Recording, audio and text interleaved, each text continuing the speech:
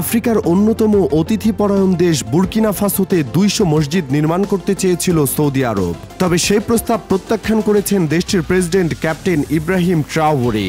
তার পরিবর্তে তিনি সৌদি আরবকে অনুরোধ করেছেন যাতে তারা এমন প্রকল্পে বিনিয়োগ করে যা তার দেশের জনগণের জন্য আরও সহায়ক হবে, যেমন স্কুল, হাসপাতাল এবং এমন ব্যবসা যা কর্মসংস্থান সৃষ্টি করবে। ২০ মার্চ বৃহস্পতিবার এক প্রতিবেদনে এই খবর দিয়েছে extraafrica.com। প্রেসিডেন্ট ট্রাওরে উল্লেখ করেছেন, বুর্কিনা ফাসোতে ইতিমধ্যেই যথেষ্ট মসজিদ রয়েছে এবং অনেক মসজিদ পুরোপুরি ব্যবহার করা হয় না। তিনি ব্যাখ্যা করেছেন, দেশটির এমন উন্নয়নমূলক প্রকল্পের প্রয়োজন যা দেশটিকে শক্তিশালী করবে এবং গুরুত্বপূর্ণ ক্ষেত্রগুলোতে অগ্রগতি সাধন করবে। এই সিদ্ধান্ত তার জাতীয় উন্নয়নের বৃহত্তর পরিকল্পনার প্রতিফলন। প্রেসিডেন্ট হওয়ার পর থেকে ট্রাওরে জনগণের অবকাঠামো উন্নত করার উপর বিশেষ গুরুত্ব দিয়েছেন যাতে দেশের দীর্ঘমেয়াদী উন্নয়ন নিশ্চিত করা যায়। তার সরকার পাবলিক প্রকল্পগুলোর ব্যবস্থাপনা উন্নত করার জন্য সংস্কার চালু করেছে।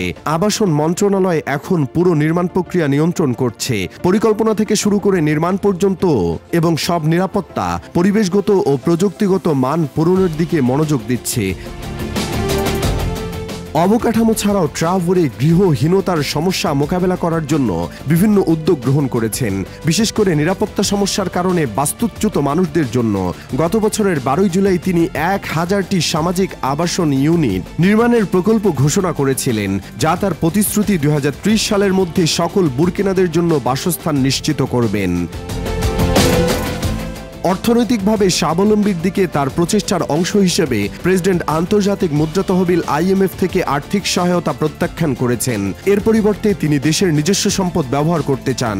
তার সরকার কৃষি, স্থানীয় শিল্প এবং টেকসই উন্নয়নের দিকে মনোযোগ নিবদ্ধ করেছে, যাতে শক্তিশালী একটি অর্থনীতি গড়ে তোলা যায়। সৌদি প্রস্তাব প্রত্যাখ্যান করে প্রেসিডেন্ট ট্রাওরে স্পষ্ট করে দিয়েছেন, তার অগ্রাধিকার হল শিক্ষা, স্বাস্থ্যসেবা এবং অর্থনৈতিক উন্নয়ন। তিনি বিশ্বাস করেন এই তিনটি ক্ষেত্র বুর্কিনা ফাসোর ভবিষ্যৎ উন্নয়ন নিশ্চিত করতে সবচেয়ে গুরুত্বপূর্ণ।